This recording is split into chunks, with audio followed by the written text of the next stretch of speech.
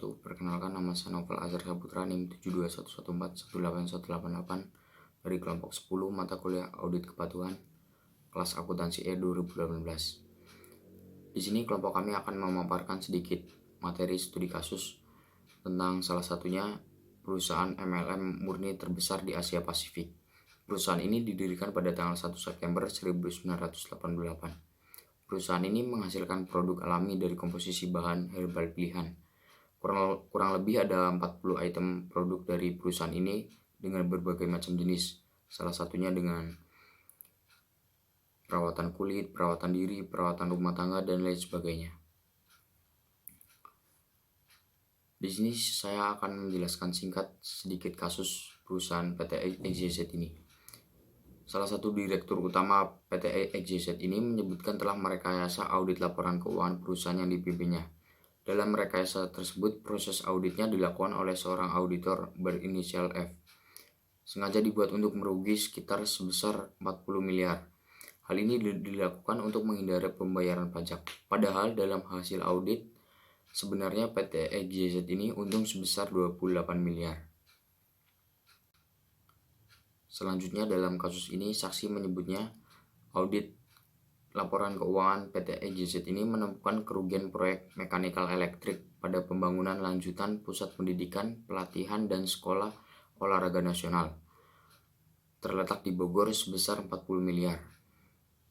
Auditor PT XYZ ini mengetahui alur keluar masuk dana perusahaan tersebut, termasuk dana proyek, dana pekerjaan, dan lain-lainnya. Pada saat proses audit, seorang auditor PT XYZ ini mengaku menemukan kejanggalan yang terletak pada tidak adanya data pendukung atau transaksi laporan keuangan perusahaan. Namun setelah diperiksa KPK, auditor PT XYZ disodori data oleh penyidik. Data tersebut ada pemasukan dana oleh perusahaan sebesar 28 miliar. Data itu berbeda dengan hasil perhitungan menggunakan data transaksi PT XYZ. Nah, selanjutnya pada hasil audit laporan keuangan PT XYZ ini menyimpulkan adanya temuan dana masuk perusahaan yang kurang dari angka yang semestinya.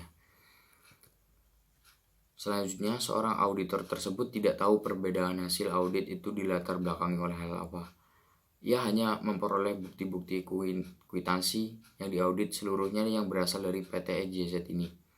Saksi lainnya menerangkan teknis audit rekening PT XYZ berawal dari permintaan direktur operasional.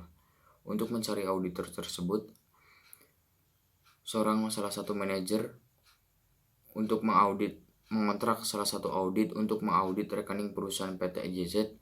Namun saksi mengaku sempat diminta oleh salah satu manajer perusahaan PT XYZ ini untuk mencari bukti fiktif lainnya.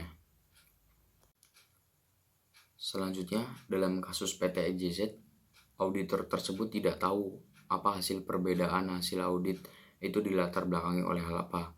Ia hanya memperoleh bukti-bukti kwitansi yang diaudit seluruhnya berasal dari PT XYZ ini.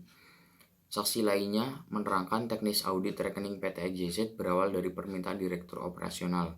Untuk mencari auditor atas permintaan tersebut, salah satu manajer PT XYZ mengontrak untuk mengaudit rekening PT XYZ ini. Namun saksi mengaku sempat diminta oleh salah satu manajer perusahaan ini untuk mencari faktur fiktif lainnya. Selanjutnya kita masuk ke pembahasan kasus PT XYZ. Terdapat 8 cluster, yaitu yang pertama tanggung jawab profesi, yang kedua kepentingan publik, yang ketiga integritas, yang keempat objektivitas, yang kelima kompetensi dan kehati-hatian profesional, yang keenam perilaku profesional, yang ketujuh standar teknis, yang kedelapan kerahasiaan. Di sini saya akan sedikit memaparkan yang pertama, yaitu tanggung jawab profesional. Dalam tanggung jawab profesional oleh auditor PT XYZ ini kurang bertanggung jawab karena ia tidak menelusuri bukti-bukti yang ada, tidak memverifikasi ulang bukti yang valid atau tidak. Auditor tersebut hanya melihat dari bukti-bukti yang diberikan oleh perusahaan dan tidak mengetahui adanya faktur pembelian faktur fiktif, sehingga terdapat beberapa pelanggaran yang dilakukan oleh auditor ini. Salah satunya, auditor tersebut kurang teliti dalam proses mengaudit dan menelusuri bukti fisik dokumen yang kurang jelas dan tidak memiliki rasa keingintahuan atau kejanggalan dari suatu data yang kurang relevan. Hal ini berkaitan dengan Kode Etik 201 mengenai standar akuntansi keuangan yang berlaku umum di Indonesia yang membahas tentang data yang relevan yang mengakibatkan auditor tersebut menerbitkan laporan keuangan palsu. Maka akuntan telah menyalahi kepercayaan yang diberikan oleh masyarakat kepada mereka selaku auditor untuk mengaudit laporan keuangan PT EGZ ini. Baik, di sini saya akan melanjutkan presentasi tentang tanggung jawab profesional. Di sini, auditor telah melanggar audit kepatuhan tentang tanggung jawabnya sebagai seorang auditor. Dan juga, auditor telah melanggar tentang integritas dan objektivitas untuk tidak salah saji dalam pelaporan keuangan. Karena auditor PT XYZ telah melaporkan laporan keuangan yang tidak menggambarkan kondisi keuangan perusahaan yang sebenarnya. Dan juga di sini auditor telah melakukan penyimpangan menggunakan faktur fiktif. Sebenarnya dalam hal ini bukan hanya auditor yang telah melanggar kepatuhan, namun juga untuk para akuntannya juga melakukan pelanggaran. Karena sebagai seorang akuntan itu memiliki tanggung jawab untuk menjaga kepentingan publik. Namun di sini akuntan tidak melakukan hal tersebut, melainkan menyetujui untuk kepentingan pribadi perusahaan dan juga para akuntannya yang akan mengambil keuntungan. Selanjutnya ada kepentingan publik. Dalam kasus PT XYZ, di sini auditor dan akuntan tidak bekerja demi kepentingan publik. Hal ini terbukti dengan adanya auditor dan akuntan melakukan rekayasa dalam laporan keuangan PT XYZ. Nah, di sini seharusnya PT XYZ mendapatkan keuntungan, namun dalam laporan keuangan direkayasa jadi sehingga PT XYZ seperti mengalami kerugian, padahal seharusnya di sini PT XYZ mendapatkan keuntungan, namun direkayasa oleh auditor menjadi memiliki kerugian sebesar 40 miliar agar tidak membayar pajak. Hal ini tentu saja merugikan bagi negara karena berkurangnya pendapatan dari negara itu sendiri. Selanjutnya adalah integritas. Integritas itu dapat menerima kesalahan yang tidak disengaja dan perbedaan pendapat yang jujur, tetapi tidak menerima kecurangan atau peniadaan prinsip sehingga akuntan harus bekerja dengan profesionalisme yang tinggi. Seperti yang sudah dijelaskan di awal, bahwa auditor dan akuntan melanggar kepatuhan tentang integritas dan objektivitas. Nah, dalam kasus PT XYZ, Direktur Utama PT XYZ telah melanggar integritasnya karena telah melakukan manipulasi laporan keuangan. Selanjutnya adalah objektivitas. Akuntan dan auditor harus bertindak objektif dan bersikap independen dan tidak memihak siapapun. Dalam kasus PT XYZ ini, auditor dan akuntan telah melanggar objektivitas karena Direktur PT XYZ, akuntan, dan auditor telah merekayasa laporan keuangan. Jadi di PPT dijelaskan bahwa total dana yang masuk ke PT XYZ itu sebesar 162 miliar. Namun dalam pemeriksaan dokumen transaksi keuangan yang ada itu hanya 122 miliar. Nah, ketika auditor telah memeriksa, ditemukan ada minus 40 miliar dan auditor menyimpulkan bahwa hal tersebut adalah kerugian PT XYZ. Nah, ketika ditelusuri, ternyata Irfan tidak mengetahui kemana dana 40 miliar tersebut. Hal ini sangat melanggar tentang objektivitas sebagai seorang auditor, karena sebagai auditor seharusnya sudah memeriksa kemana dana 40 miliar itu sehingga dia bisa menyimpulkan bahwa 40 miliar itu merupakan kerugian. Tapi di sini auditor tidak menelusuri lebih dalam lagi. Selanjutnya adalah kompetensi dan kehati-hatian profesional.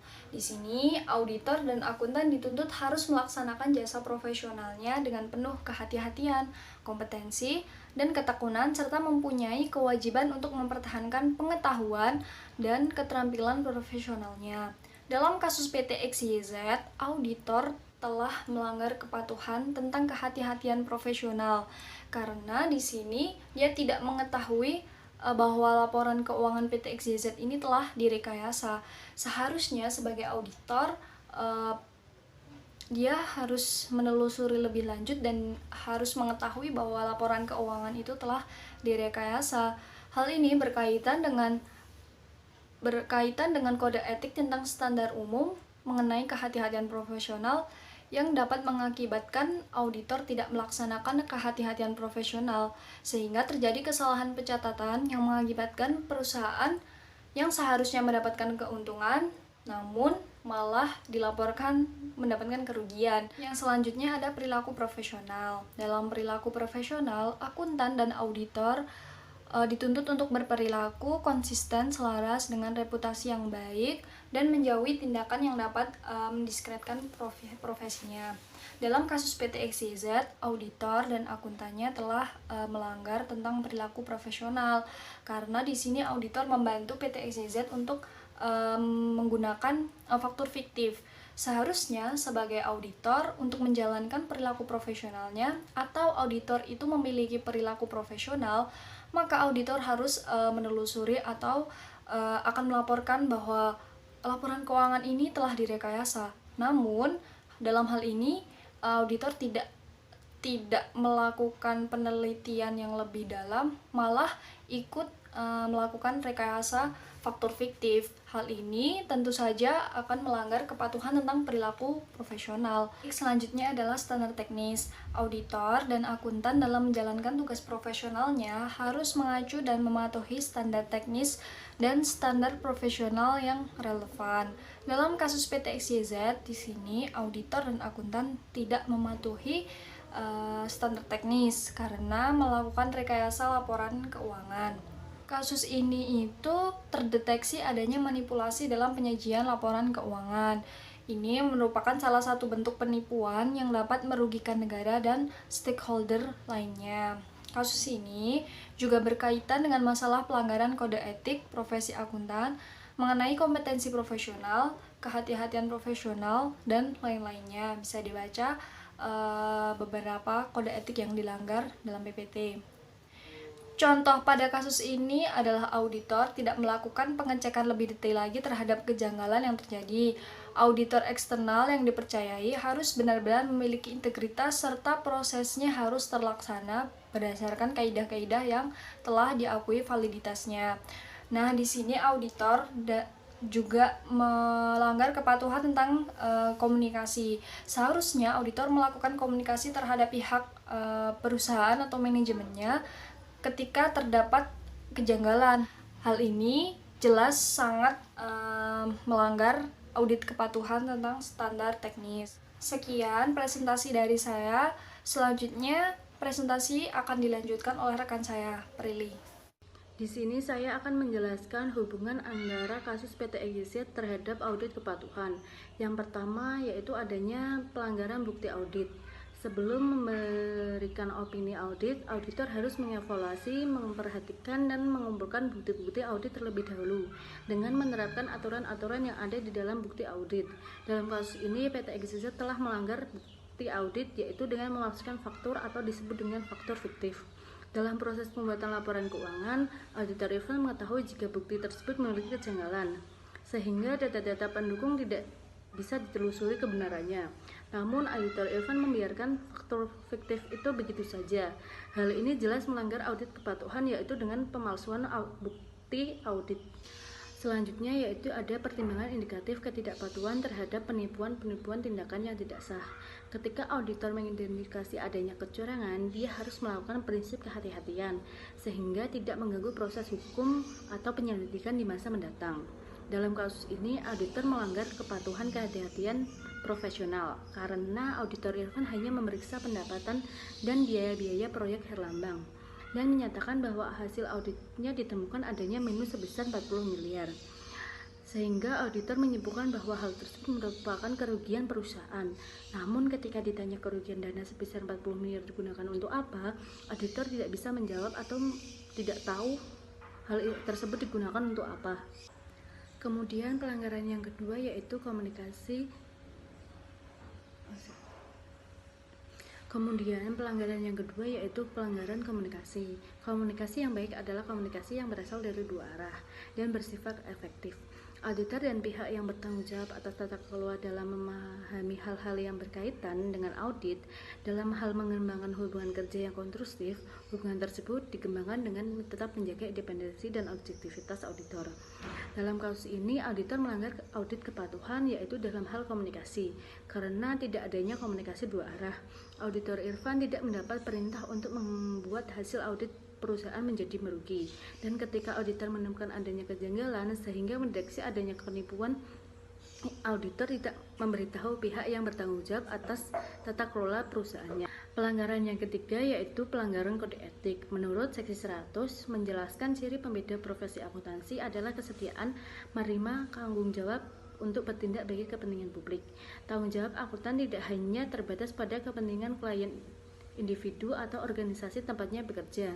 Oleh karena itu, kode etik yang berisi mengenai persyaratan dan materi aplikasi yang memungkinkan akuntan memiliki tanggung jawab mereka untuk bertindak dalam melindungi kepentingan publik. Dalam kasus ini, auditor melanggar kepatuhan kode etik karena auditor Irfan kurang bersikap independen terhadap pekerjaannya dan kurang profesional dalam menangani kasus yang terjadi di PT EGZ. Pelanggaran yang keempat yaitu pelanggaran pertimbangan resiko penipuan. Menurut ISSA 100, prinsip dasar audit sektor publik menjelaskan bahwa auditor harus mempertimbangkan dan menilai resiko dari berbagai jenis definisi penyimpangan atau salah saji yang mungkin terjadi. Dalam kasus ini, auditor Irfan melanggar kepatuhan dalam hal mempertimbangkan resiko karena auditor Irfan kurang teliti dalam proses mengaudit dan menelusuri bukti-bukti audit. Ketika menemukan adanya kejanggalan yang memiliki resiko salah saji, auditor tidak menelusuri atau tidak memiliki rasa ingin tahu lebih lanjut atas bukti yang memiliki resiko salah saji itu atau penyimpangan tersebut. Kesimpulan dari kasus PT EGZ yang pertama yaitu PT EGZ melanggar beberapa elemen audit kepatuhan karena telah merekayasa laporan keuangan yang disengaja yang dilakukan oleh Direktur PT EGZ itu sendiri. Yang kedua, auditor PT EGZ juga melanggar beberapa elemen audit kepatuhan seperti tidak mematuhi standar-standar auditing yang berlaku. Yang ketiga, auditor seharusnya bertanggung jawab secara profesional terhadap semua kegiatan yang dilakukan, tetapi auditor malah melanggar etika profesi akuntan. Saran yang diberikan untuk kasus PT EGZ ini yang pertama untuk auditor, lebih berhati-hati dalam memberikan opini audit dan jangan sampai opini yang diberikan malah membuat kesalahan yang fatal. Yang kedua, lebih bertanggung jawab dan teliti dalam melakukan pengaudit agar tidak terjadi kesalahan dalam mengaudit laporan keuangan.